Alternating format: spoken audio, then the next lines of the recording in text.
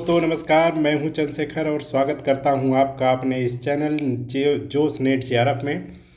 और आज से हम निराला की कविताएं पढ़ना शुरू करेंगे। निराला की कई कविताएं हमारे पाठ्यक्रम में लगी हुई हैं और उसका हम क्रमवार विवरण और व्याख्या सहित पढ़ेंगे। तो पहला देखते हैं, उनकी जो कविता है कुकुरमुत्ता, यह बहुत ही शानदार कविता है और यह कब छपी थी? 1941 में छपी थी। 1941 में हंस पत्रिका में, ठीक है, हंस पत्रिका में छपी थी। हंस के अब देखिए 1941 में कौन संपादक रहे होंगे? 1941 में जब यह छपी थी, 1936 तक तो आपको पता होगा कि 1936 तक इस हंस पत्रिका के संपादक थे मुंशी प्रेमचंद संपादक रहे। लेकिन 1936 के बाद कौन कौन संपादक रहा था? तो इस जैनेन्द्र थे, जैनेन्द्र और प्लस शिवरानी देवी, यह दोनों संपादक थे। शिवरानी देवी प्रेमचंद की ही वाइफ थी। और हंस पत्रिका के बारे में एक और बात कि यह 1930 से प्रकाशित होना शुरू हुई थी बनारस से, ठीक है, बनारस से इसका संपादन शुरू किया गया था। ते हंस के बारे में कुछ बातें। और उसके बाद चलिए अब कविता देखते हैं। ऐसे ही चीज़ें देखिए एग्जाम में पूछता रहता है, ये सब याद रखिएगा। 1941 में छपी थी यह कविता कुकुरमुत्ता, ठीक है। तो देखिए कुकुरमुत्ता जो कविता है, यह दिखाया गया है सर्वहारा वर्ग और जो बुर्जुआ वर्ग है, ठीक है। यह शब्दावली जो है प्रगतिशील जो लेखक संघ था उसकी थी। बुर्जुआ मतलब जो एकदम खूब धन संपदा से संपन्न है उसको बुर्जुआ बोला जाता है। जो शोषक वर्ग है और जो शोषित वर्ग है जिसका शोषण हो रहा है उसको सर्वहारा बोलते हैं। तो इन्हीं के बीच का यह संघर्ष इस कविता में दिखाया गया है। कुकुरमुत्ता किसका प्रतीक है? कुकुरमुत्ता सर्वहारा वर्ग का प्रतीक है, ठीक है। सर्वहारा मतलब गरीब, जो कि अपने से स्वयं से मेहनत करके क्या करते हैं, आगे सस्टेन करते हैं। जबकि आप बुर्जुआ वर्ग को देखेंगे, उनके पास नौकर चाकर सब कुछ रहेगा, वो शोषण भी करेंगे, वह ऐसे सस्टेन नहीं करते हैं। फिर उनकी संपत्ति उनका पुत्र प्राप्त करता है, उनके अगली पीढ़ी में जाता है, उनके संतानें प्राप्त करती हैं और एक क्रम चल जाता है कि वो हमेशा ही क्या रहेंगी, एकदम मजबूत रहेंगी। जबकि जो गरीब वर्ग है वह गरीब का गरीब ही रह जाता है। तो अब देखते हैं हम कुकुरमुत्ता, ठीक है। एक थे नवाब। अब देखिए इसमें दो पार्ट में इसको डिवाइड किया गया है, तो यह भी क्वेश्चन पूछ सकता है। कुकुरमुत्ता दो भाग में विभाजित है कविता। तो देखिए इसमें बहुत सारे प्रतीक हैं कविता में और यह प्रतीकात्मक काव्य भी है। इसमें गुलाब जो है वह किसका प्रतीक है? सर्वहारा का, बुर्जुआ का, ठीक है। बुर्जुआ मतलब जो शोषक वर्ग है। तो अब देखिए यह कविता आप समझने की कोशिश करिए। तो कविता में हो क्या रहा है? एक थे नवाब, फारस से मंगाए थे गुलाब, बड़ी बाड़ी में लगाए। तो उसको कहाँ लगाया गया? बाड़ी में लगवाया गया। देसी पौधे भी उगाए, रखे माली कई नौकर। तो देखिए इस गुलाब को उगाने के लिए कई नौकरों का इसमें लग रहा है। तो यह क्या प्रतीक है? यह है शोषण का प्रतीक। और गजनवी का बाग मनहर लग रहा था। गजनवी का बाग मनहर लग रहा था। मनहर का मतलब क्या है? एकदम मनोहर, जो मन को हर ले। एक सपना जग रहा था सांस की तहजीब की। एक सपना जग रहा था सांस पर तहजीब की, गोद पर तरबीब की, क्यारियाँ सुंदर बनी। तो देखिए यहाँ पे जो कहा गया है कि क्या सुंदर वर्णन है। इसमें माली नौकर, कई नौकर चाकर लगे इस बाग को बनाने में, एक फूल को उगाने में। उसको सिंचाई हो रही है, उसका कटिंग हो रहा है, सुंदर रूप देने के लिए उसको पूरा तैयार किया जाता है। चमन में फैली घनी फूलों के पौधे वहाँ। चमन में फैली घनी, उसमें जो फूलों के पूरे फैले हुए हैं, चारों तरफ फूल ही फूल दिख रहे हैं। इतना सुंदर उसको मालियों ने लगा दिया है। लग रहे थे खुशनुमा बेला गुल सब्बे, चमेली कामनी, जूही नरगिस, रातरानी कमलनी, चंपा गुल मेहंदी, गुल खैरू, गुल अब्बास, गेंदा और गुलदाउदी, निवाड़ी, गंधराज और कितने फूल फव्वारे कई, रंग अनेकों सुर्ख घनी चंपई, आसमानी, सब्ज, फिरोजी, सफ़ेद। तो कई कलर के फूल जो थे वह उसमें एकदम सजे हुए थे, एकदम शानदार दिखाई दे रहा था। फव्वारे कई उसमें लगे हुए थे, मतलब एकदम मस्त सेटअप बनाया गया था।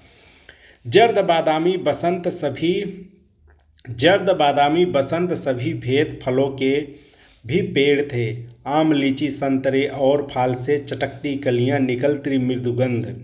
तो यह सब थे। कहे गले लगाकर हवा चलती मंद मंद, चहकते बुलबुल मचलती टहनियाँ। तो देखिए बुलबुल का यहाँ पे जिक्र आया है, तो यह क्वेश्चन भी पूछ सकता है कि कौन से पंछी का जिक्र आया है। तो बुलबुल का याद रखिएगा, बुलबुल एक हो गया। ऐसे ही बहुत सारी चीज़ें। गले लगाकर हवा चलती मंद, और गले लगकर हवा चलती मंद मंद, चहकते बुलबुल चहकती टहनियाँ, बाग चिड़ियों का बना था आशियाँ, साफ राहें सरो दोनों ओर। तो एकदम चारों तरफ मतलब दोनों तरफ रास्ता भी मस्त एकदम बना हुआ था। दूर तक फैले हुए थे छोर, बीच में आराम गाह। और दूर तक जो छोर थे वह फैले हुए थे और बीच में क्या था, आराम। तो इतना मतलब आराम गाह वगैरह बीच में बनाया गया था ताकि कोई भी पथिक चलता हुआ क्या कर ले, थोड़ा सा वहाँ पे विश्राम कर ले। ठीक है, ऐसा पूरा सेटअप वहाँ पे तैयार किया गया था। तो यह कविता बड़ी शानदार है। अब आगे पढ़ते हैं। ठीक है, आगे है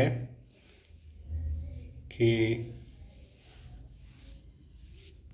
हाँ, दे रही थी, एक मिनट,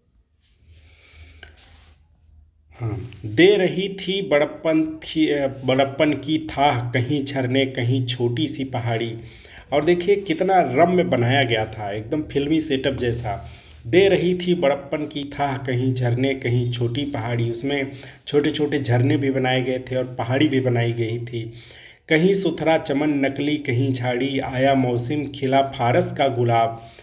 बाग पर उसका बड़ा था रोबोदाब, वहीं गंदे में उगा हुआ बुद्धा। पहाड़ी से उठे सर ऐठन, बोला कुकुरमुत्ता, अबे सुनबे गुलाब। तो देखिए यहाँ से कहानी बदल गई। अब वहाँ तक क्या है, गुलाब का वर्णन है और एकदम शानदार तरीके से वर्णन किया है उन्होंने। लेकिन बाग में पड़ा था, बहुत रोबदार था गुलाब, क्योंकि सबसे सुंदर लग रहा था, सब उसी को देखने आते थे। और पहाड़ी से उठे सर ऐंठ कर बोला कुकुरमुत्ता, अबे सुनबे गुलाब, भूल मत जो पाई खुशबू, रंगो आप चूस खून खून चूसा खाद का तूने अशिष्ट। ठीक है, देखिए उसको अशिष्ट बोल रहे हैं कि तू जो इतना रौब कर रहा है वो सो भूल मत जाना कि तुमने खून चूसा है, खाद चूसा है, सब कुछ चूस के तब तुम इतने बड़े हुए हो। डाल पर इतराता है कैपिटलिस्ट, कितनों का तूने बनाया है गुलाम।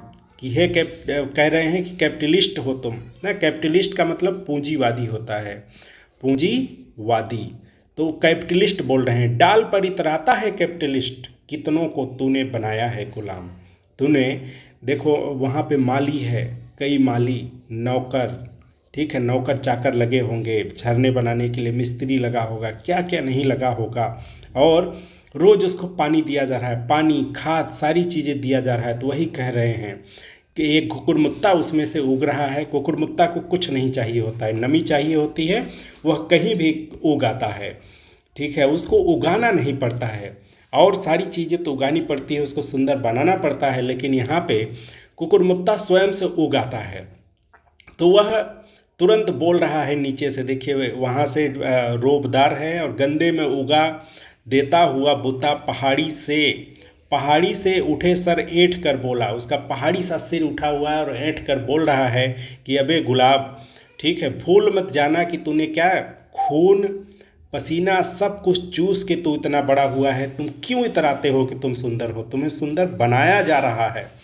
डाल पर इतराता है कैपिटलिस्ट, कितनों का तूने बनाया है गुलाम।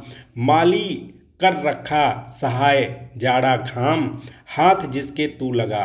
ठीक है, कह रहे हैं कि माली को रख रखा है सहायता में, जाड़ा घाम में वह हमेशा काम करके तुम्हें सारी चीज़ें दे रहा है। हाथ जिसके तू लगा, पैर पर सर रख कर वह पीछे भागा, औरत की जानी मैदान यह छोड़कर। ठीक है, तो यह क्या कह रहे हैं कि जिसके भी यहाँ तू एकदम लग जाता है, वहाँ पे देखो सुंदर बनाने के लिए सब सिर पे पैर रख के भागते हैं, मतलब हमेशा तेरे पीछे पीछे तेरी स्वागत के लिए लगे रहते हैं। ठीक है, यह गुलाब से गुरमुत्ता कह रहा है, तबेले के टट्टू जैसे तोड़कर साहों राजो अमीरों का रहा प्यारा।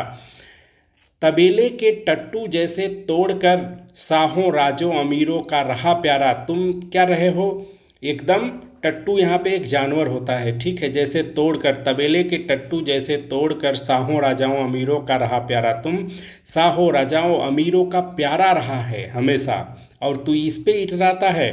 तभी साधारणों से तू रहा न्यारा, वरना क्या तेरी हस्ती है पहुँच तू। ठीक है, तो यहाँ पे देखिए यह कह रहे हैं कि तेरी हस्ती क्या है, बस साहों राजाओं अमीरों का तू प्यारा रहा है, नहीं तो तेरी हस्ती कुछ नहीं है। तूने ज़मीन से सारी चीज़ें शोषित कर करके क्या किया है, अपने आप को इतरा रहा है। कांटों से ही भरा है यह सोच तू, कली जो चटकी अभी। कह रहे कांटों से तेरा दामन भरा हुआ है। तो यह देखिए बहुत बड़ा कटाक्ष है कि कांटों से ही भरा है यह सोच तू, तेरा चारों तरफ कांटा ही भरा हुआ है, मतलब कि तुझे कोई छूना चाहे तो वह चुभ जाएगा। मतलब तुम्हारे सुंदरता के पीछे बहुत बड़ी क्या है, एक सच्चाई और है कि तू कांटा भी है। ठीक है, कांटा भी तुम्हारे पास है जो कि लोगों को क्या कर सकता है, चुभ सकता है। तो चुभना का मतलब क्या है, यहाँ पे चुभ सकता है मतलब जो सच्चाई देखेगा उसको कांटा जरूर दिखेगा, और वो उसको चुभता भी है। ठीक है, तो वही सच्चाई है कि सुंदरता, हर एक सुंदर चीज़ मतलब सुख भी दे, यह जरूरी नहीं है। सूख कर काटा हुई होती कभी, रोज पड़ता रहा पानी। सूख कर काटा हुई होती कभी, रोज पड़ता रहा पानी। कह रहे हैं कि जो कली अभी अभी चटकी है, सूख कर काटा हुई होती कभी, यदि पानी न पड़ता क्या हो जाती, सूख के कांटा हो जाती। लेकिन देखो मैं एकदम बिना किसी को उगाए एकदम उगाया हूँ। तू हरामी खानदानी चाहिए तुझको सदा मेहरून निशा। ठीक है, तो कह रहे हैं कि तू खानदानी है, तू हरामी खानदानी है। ठीक है, हराम का मतलब क्या होता है, जो किसी से हड़प कर लाई गई हो, हड़प कर। ठीक है, हराम सुनते होंगे आप, हराम।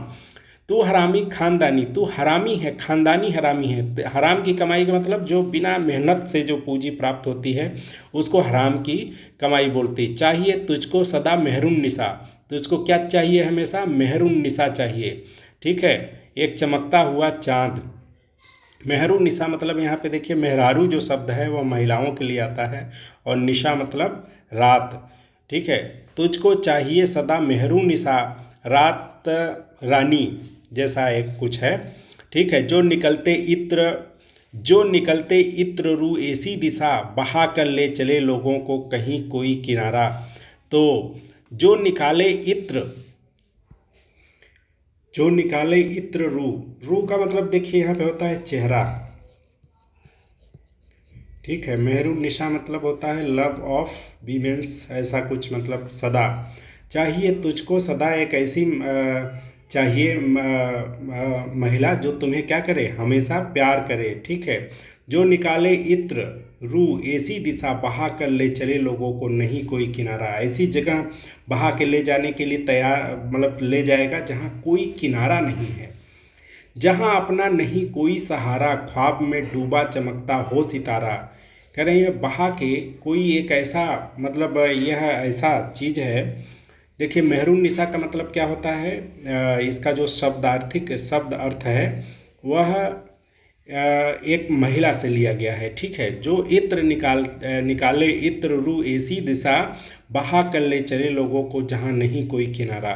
ठीक है, उसको क्या कह रहे हैं, तू सूख कर काटा हुई होती तभी रोज पड़ता रहा पानी, तुझे रोज पानी पड़ता रहा, नहीं तो सूख के काटा हो जाती। तुम हरामी है, खानदानी हो हरामी। ठीक है, तुमको चाहिए सदा मेहरून निशा, जो निकाले इत्र रू ऐसी दिशा, जो इत्र महक निकालती रहे, जिसका रूप चेहरा ऐसी दिशा बहा कर ले जाए जो जहाँ पे कोई किनारा न हो, जहाँ अपना नहीं कोई सहारा, ख्वाब में डूबा चमकता हो सितारा। पेट में डंड पेले हों चूहे, जहाँ पर लफ्ज का प्यारा देख मुझको मैं बढ़ा। कह रहे हैं यह सब जो विपत्तियां हैं इनको झेल के देखो मैं बढ़ा हूँ। ठीक है, ऐसी जगह पे हूँ जहाँ पे कोई किनारा नहीं है, कोई ठोर ठाव नहीं है, जहाँ अपना नहीं कोई सहारा, ख्वाब में डूबा चमकता हो सितारा। और ख्वाब में डूबा हुआ सितारा चमक रहा है, मतलब सितारा, लोग नहीं बोलते हैं सितारे आपके बुलंद हैं, मतलब भविष्य बुलंद है। यहाँ क्या कह रहे हैं, ख्वाब में सब डूब चुका है सितारा। तो सितारा डूबने का मतलब ख्वाब जो हैं अब ख़त्म हो चुके हैं। पेट में डंड पेले हों चूहे, जहाँ पर लफ्ज़ प्यारा देख मुझको मैं बढ़ा। ठीक है, और जो भूख है, देखो पेट में ठंड पेले हों चूहे, तो यही बात है कि भूख वगैरह का यहाँ पे जिक्र है। जबा पर लफ्ज़ प्यारा देख मुझको मैं बढ़ा, ठेठ बलिष्ठ और ऊंचे पर चढ़ा, और अपनों से उगा मैं। कह रहे हैं ढेर ढेर बलिष्ठ और ऊंचे पर चढ़ा, कहीं भी मैं उगाया हूँ और अपने से मैं उगा हूँ, कोई मुझे माली नहीं लगा है सुंदर बनाने के लिए। बिना दाने का चुगा मैं, कलम मेरा नहीं लगता। कह रहे हैं कि बिना दाने के मैं उगता हूँ, ठीक है, और मेरा कलम भी नहीं लगता। कलम का मतलब क्या होता है, ऐसे डाली में आप लोग जानते ही होंगे बांध देते हैं मिट्टी, यहाँ से जड़ निकल आती है तो इसको काट के फिर लगा देते हैं। बिना दाने का चुगा मैं, कलम मेरा नहीं लगता, मेरा जीवन आप जगता, तू है नकली मैं हूँ मौलिक। ठीक है, कह रहे हैं कि तू क्या है, नकली है, क्योंकि तुम्हारे ये पानी बहने दिया जाए एक दिन भी तो तुम्हारी जो कली जो एकदम मेहरून निशा जैसी है वह सब सूख के लकड़ी हो जाएगी। लेकिन मुझे देख, मेरा जीवन आप उगता जगता, तू है नकली मैं हूँ मौलिक, तू है बकरा मैं हूँ कौलिक, तू रगा है मैं धुला। ठीक है, तो कह रहे हैं कि तू है बकरा मैं हूँ कौकिल। ठीक है, यहाँ देखिए कौलिक का मतलब जो होता है ना, शक्ति का उपासक होता है, शक्ति का उपासक। ठीक है, तू है बकरा, तू क्या है, बकरा है, बलि का बकरा है। तुझे सुंदर इसलिए बनाया गया है ताकि तुझे लोग तोड़ के क्या कर सकें, तेरा प्रयोग कर सकें तुम्हारा। मैं हूँ कौलिक, कौलिक मतलब क्या होता है, शक्ति का उपासक होता है। ठीक है, जो तो कह रहे हैं कि मैं शक्ति का उपासक हूँ और मैं अपने सूखता हूँ। तू रंगा है मैं धुला। रंगा का मतलब क्या होता है, रंगा हुआ सियार वाली आप कहावत जानते हैं। ठीक है, तो रंगा का मतलब नकली है तू। ठीक है, रंगा हुआ का मतलब नकली है तू, तेरा रंग उतरते ही सब खत्म हो जाएगा। पानी में तू बुलबुला, क्या कह रहे हैं कि मैं हूँ पानी और तू बस बुलबुला है, मैं हमेशा रहूँगा, तुम बस अभी उगे हो और ख़त्म हो जाएगा। तूने दुनिया को बिगाड़ा, तुमने दुनिया को क्या किया, बिगाड़ दिया, क्योंकि लोग तुम्हारे लिए कितना कुछ करते हैं। ठीक है, अपना कितना टाइम बर्बाद करते हैं केवल गुलाब उगाने और उसको सजाने के लिए। मैंने गिरते से उभारा, तूने रोटी छीन ली जनखा बनाकर। मैंने गिरते से उभारा, तूने रोटी छीन ली जनखा बनाकर। मैंने गिरते को उभारा, तूने रोटी छीन ली जनखा बनाकर। जनखा का यहाँ पे मतलब होता है एक ऐसा व्यक्ति जिसके अंदर स्त्री और पुरुष दोनों जैसे लक्षण ना हो। ठीक है, तो यहाँ पे उस शब्द के लिए इस्तेमाल हुआ है जनखा। तूने रोटी छीन ली जनखा बनाकर, कि हम लोग का क्या बना दिया, नपुंसक बना दिया, ऐसा मतलब नपुंसक जैसा इस शब्द है जनखा, कि तूने एकदम नपुंसक बना दिया। और मैंने गिरते को उभारा और तूने रोटी छीन ली जनखा बनाकर। एक की दी तीन मैंने गुण सुनाकर। कह रहे हैं कि एक का मैंने तीन दिया अपना गुण सुनाकर। काम मुझसे ही सधा है, शेर भी मुझसे गधा है। कह रहे हैं कि शेर जो है कितना भी बलिष्ठ हो लेकिन मेरे सामने गधा है। चीन में मेरी नकल छाता बना है। ठीक है, उन्होंने क्या कहा, चीन ने मेरी नकल की। अब देखो कुकुरमुत्ता कैसा होता है, ये ऐसे बना रहता है। ठीक है, छाते जैसा आप लोगों ने देखा होगा, जो गांव में लोग रहते हैं ऐसे उगा रहता है। ठीक है, कुकुरमुत्ता। तो वही कह रहे हैं कि मेरी नकल करके चीन ने क्या बना दिया, छाता बना दिया। छत्र भारत का वही कैसा तना, सब जगह तू देख ले। ठीक है, आज का फिर पैरासूट ले, पैरासूट भी देखिए ऐसे होता है। कह रहे हैं कि पैरासूट भी देख लो, कि आज का जो पैरासूट है वह भी देख लो। विष्णु का है सुदर्शन, विष्णु का सुदर्शन कैसा होता है ऐसे, और ऐसा ही क्या होता है कुकुरमुत्ता भी होता है। काम दुनिया में पड़ा ज्यों वक्र हूँ, उलट दे मैं ही जसोदा की मथनी। और मथनी कैसे होती है, देखो मथनी ऐसे होती है, ऐसे इसमें गोला सा होता है और इसमें कटा रहता है, ताकि जब इसको घुमाया जाए तो जो दही होती है उसमें से मक्खन निकलता है। काम दुनिया में पड़ा ज्यों वक्र हूँ, उलट दे मैं ही जो सीधा की मथनी। और भी लंबी कहानी सामने लाकर मुझे बेड़ा कर दे, देख कैड़ा तीर से खींचा धनुष में राम का। कह रहे हैं कि यदि इसको बेड़ा करके काट दो तो यह क्या बन जाएगा, देखिए ऐसे होता है ये, ठीक है। इसको काट दिया जाए बेड़ा करके तो यह तीर जैसा धनुष राम का मैं बन जाऊंगा। तो इतने काम आता है। काम का पर कंधे पर हूँ हल बलराम का। कह रहे हैं काम का मैं बहुत काम का हूँ, पड़ा कंधे पर हूँ हल बलराम का। बलराम क्या लेके चलते थे, हल, मतलब किसानों का मैं सहायक हूँ, ठीक है। और तू क्या है, कुछ नहीं, तुम्हें लगा के कुछ फ़ायदा ज़्यादा नहीं होता है, बस महकते हो, सुंदर लगते हो बस। सुबह का सूरज हूँ मैं, चांद मैं ही शाम का। तो उजला उजला सा देखिए होता है मशरूम, ठीक है। तो यही कह रहे हैं कि सुबह का सूरज हूँ मैं, चांद हूँ मैं शाम का। कल जुगी में ढाल, नाव का तला नीचे और ऊपर पाल। नाव का मैं तला नीचे और ऊपर पाल, ठीक है। तो यह देखो क्या क्या कह रहे हैं, मतलब निराला जी जो बुर्जुआ वर्ग है उसको दिखा रहे हैं कि देखो हर जगह वह कोई भी काम पड़ता है वही की उसी की ज़रूरत पड़ती है, गुलाब की ज़्यादा ज़रूरत आती नहीं है। यहाँ गुलाब प्रतीकात्मक हैं, जो बहुत सारी सुंदर चीज़ें बनाई गई हैं वह गुलाब को लेके चल रही हैं कि यह इनका कोई ज़्यादा काम पड़ता नहीं है, ठीक है। जैसे आप देख लीजिए कविता वगैरह ही, कविता जो मंचीय कविताएं होते हैं जिनमें कोई क्या नाम है सरोकार नहीं होता है, मज़ा देने के लिए केवल होती हैं, उनका ज़्यादा महत्व नहीं होता है। काम कौन आता है, यही गरीब लोग आते हैं, ठीक है। कल युगी में ढाल, और कलयुग में क्या होता है, ढाल देखो ऐसे होती है, ठीक है। ढाल जिससे तलवार से लड़ाई की जाती है, तो इसी पे रोका जाता था तलवार का वार। तो कल युगी में ढाल, नाव का मैं तला, और नाव का तला पेंदी भी ऐसे ही हो, और नाव पे जो ऊपर ऐसे लगा रहता है, ठीक है, कैनवास, वह भी ऊपर पाल। मैं ही ढाढ़ी से लगा पल्ला, सारी दुनिया तोलती गल्ला। कह रहे हैं मैं ही ढाढ़ी से लगा पल्ला हूँ। देखो तराजू कैसे होता है, तराजू होता है ऐसे, तो अब यहाँ पे भी देखो ऐसे होता है, ठीक है, ऐसे, और यहाँ पे भी ऐसे। तो कह रहे हैं मैं ही, मतलब तराजू भी इसने बता दिया जिससे दुनिया गल्ला तोलती है।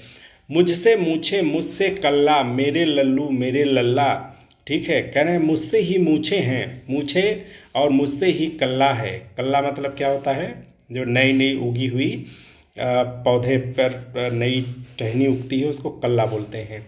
कहे रुपया या अधन्ना, हो बनारस या निवन्ना, ठीक है। तो कह रहे हैं कहे रुपया या अधन्ना, चाहे रुपया हो चाहे आधा आना हो, अधन्ना मतलब अठन्नी। रूप मेरा मैं चमकता, गोल मेरा ही बमकता, लगाता है तू लगाता हूँ पार में ही, डुबाता मझधार में ही, ठीक है। क्योंकि नाव जैसा रहता है, कहीं लगाता, मैं ही पार लगाता हूँ और मैं ही डुबाता हूँ। डब्बे का मैं हूँ नमूना, पान मैं ही चूना। कह रहे हैं डब्बा जो होता है उसका मैं ही नमूना हूँ, मेरे एग्जाम्पल से ही डिब्बा बना है, और मैं ही पान हूँ और मैं ही क्या हूँ, चूना हूँ। देखिए कितनी शानदार बात यह कह रहे हैं। मैं कुकुरमुत्ता हूँ पर बेंजाइन वैसे, क्या कह रहे हैं कि मैं कुकुरमुत्ता हूँ पर बेंजाइन वैसे। बेंजाइन क्या होता है, एक सुगंधित द्रव्य, बेंजीन जैसा कुछ होता है, ठीक है। बने दर्शन शास्त्र जैसे, कह रहे हैं कि मैं कुकुरमुत्ता हूँ पर बेंजाइन वैसे, बने दर्शन शास्त्र जैसे, जिससे कि दर्शन शास्त्र बना है। ओलंपस और ब्रह्मावर्त वैसे ही दुनिया गोले और पर्त, जैसे सुकड़न और साड़ी। तो कह रहे हैं कि ओलंपस क्या होता है, इसका मतलब होता है नाभि, और ब्रह्मवर्त क्या होता है पता ही है, ठीक है, कि मैं ही ओलंफस हूँ और ब्रह्मावर्त भी हूँ। ब्रह्मावर्त का मतलब होता है कि जहाँ पे दो नदियों का संगम हो, सरस्वती नदी के लिए ब्रह्मावर्त यूज़ किया जाता है। मैं हूँ ओलंफस, ये कहीं के यूरोप का रिवर का नाम है, और हो सकता है ये यहाँ के रिवर का नाम है। वैसे ही दुनिया के गोले और पर्त, जैसे सिकुड़न और साड़ी, ज्यों सफाई और माड़ी, कॉस्मोपॉलिटन और मेट्रोपॉलिटन। ठीक है, देखो क्या क्या यह सब कह दे रहा है कुकुरमुत्ता अपने आप को। वैसे ही दुनिया के गोले और पर्त, जैसे सिकुड़न और साड़ी, कि मैं वैसा ही हूँ जैसे दुनिया के गोले और पर्त हैं, जैसे सिकुड़न और साड़ी है, ठीक है, का रिश्ता है। जैसे सफाई और माड़ी, माड़ी क्या होती है, जो सूती कपड़ों पे चढ़ाई जाती है, सूती कपड़ों को कड़क करने के लिए, ठीक है, स्टार्च या फिर टिनोपाल बोला जाता है। कॉस्मोपॉलिटन और मेट्रोपॉलिटन, कॉस्मोपॉलिटन और मेट्रोपॉलिटन, कॉस्मोपॉलिटन क्या होता है, तो कॉस्मोपॉलिटन का मतलब होता है जो दुनिया के तमाम महानगरों का अनुभव प्राप्त कर चुका हो, ठीक है, जो उसको कॉस्मोपॉलिटन बोला जाता है, एक विश्व नागरिक। ठीक है, कॉस्मोपॉलिटन का मतलब होता है विश्व नागरिक, जो कि दुनिया के कई हिस्सों में रह के आया हो और वहाँ का अनुभव प्राप्त करके आया हो। और मेट्रोपॉलिटन क्या होता है, जो अपने शहर में मतलब अपने शहर के बारे में जानता हो। ज्यों सफाई और माड़ी, कॉस्मोपॉलिटन और मेट्रोपॉलिटन मतलब आधुनिक, जैसे फ्रायड और लिटन, फेल्सी और फलसफा। ठीक है, फेल्सी का क्या मतलब होता है, फेल्सी का मतलब होता है ऐसा विचार जो भ्रामक हो और बहुत अच्छा लगे।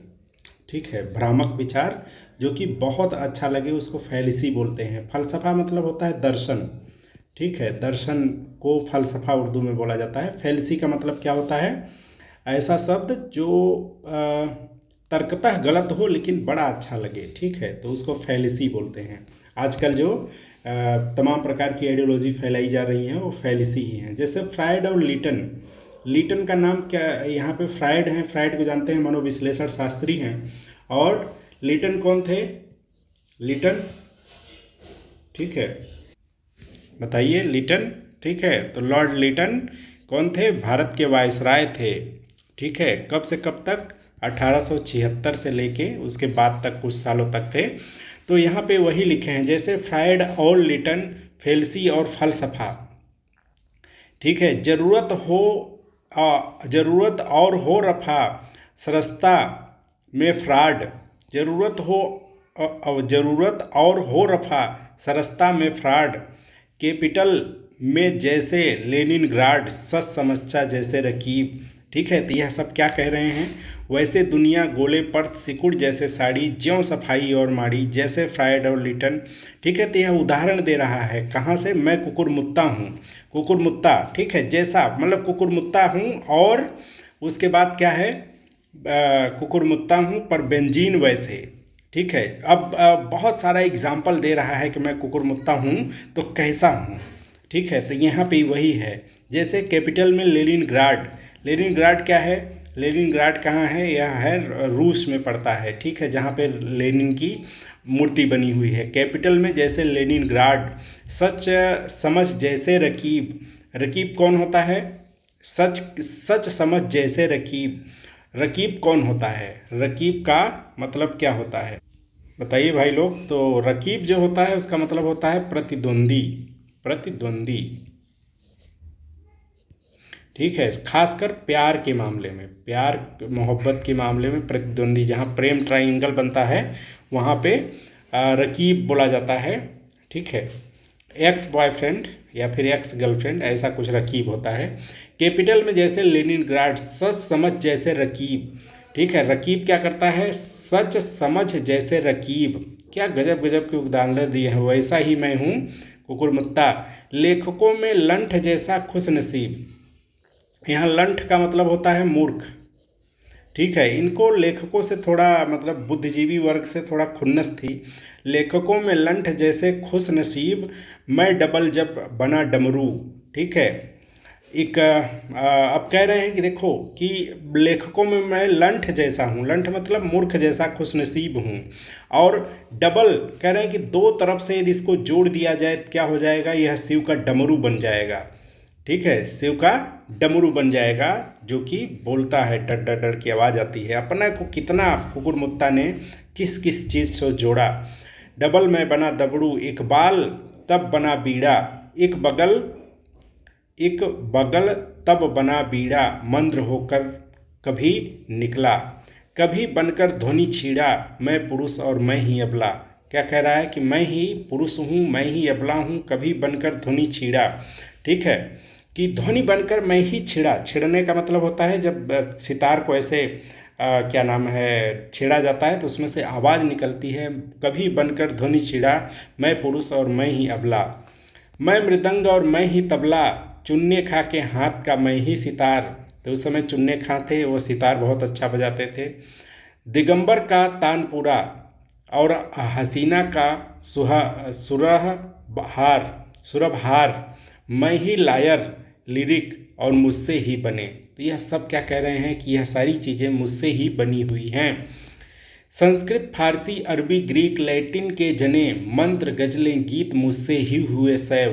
तो देखो ये सब है। कुकुरमुत्ता यहाँ पे प्रतीकात्मक है कि जो मजदूर वर्ग है, जो कि जिसका शोषित वर्ग है, उसी सब ने यह सब खड़ा किया है। ठीक है, कभी किसी शोषक वर्ग ने कभी कुछ ये सब नहीं खड़ा किया है।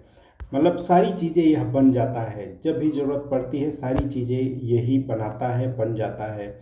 जीते हैं फिर मरते हैं, फिर होते हैं पैदा, वायलिन मुझसे बजा, बेंजो मुझसे सजा, घंटा घंटी ढोल टप घड़ियाल, शंख तुरही बजीरे करताल, कार्नेट्स क्लोरिनेट्स ड्रम फ्लूट गीटर, बजाने वाले हसन खां बुद्ध पीटर, मानते हैं मुझसे ए बायां से, जानते हैं दाएं से, ताला धिन्ना चलती है जितनी तरह, देखे सब में लगी है मेरी गिरह, नाच में यह मेरा ही जीवन खुला, पैरों से मैं ही तुला, कत्थक हो या कत्थक कली या बाल डांस, क्लियोपेट्रा कमल भौरा, कोई रोमांस, बहेलिया हो मोर हो मणिपुरी गरबा हो। ठीक है, क्लियोपेट्रा कौन थी बताइए। पैर माझा हाथ गर्दन भौहें मटका, और नाच अफ्रीकन हो या यूरोपियन, सब ही मेरी गढ़न, किसी भी तरह का हाव भाव, मेरा ही रहता है सब में ताव, मैंने ही बदले पैतरे, जहाँ भी शासक लड़े, पर मैं प्रोलेटेरियन के झगड़े कहाँ। ठीक है, प्रोलेटेरियन के झगड़े कहाँ, जहाँ मैं शासक लड़े।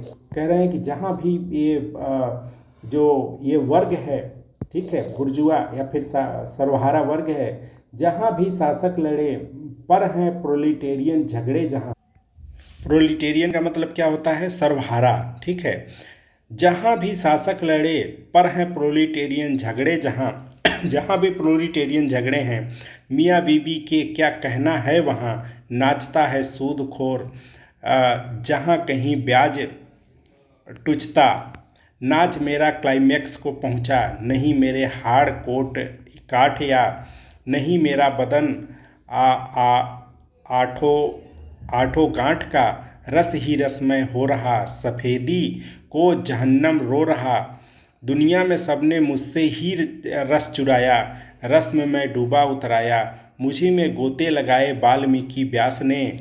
ठीक है, तो देखिए यह सब कितना बड़ा मतलब दायरा है निराला जी का, कितना बड़ा इस चीज़ को बता रहे हैं। मुझी से पोथी निकले भास कालिदास ने, टुकुर टुकुर देखा किए मेरे ही किनारे खड़े। ठीक है, हाफिज़ रविंद्र जैसे विश्व कवि बड़े बड़े, कहीं का रोड़ा कहीं का पत्थर, टी.एस. इलियट ने जैसे दे मारा, पढ़ने वालों ने भी जिगर पर रख कर।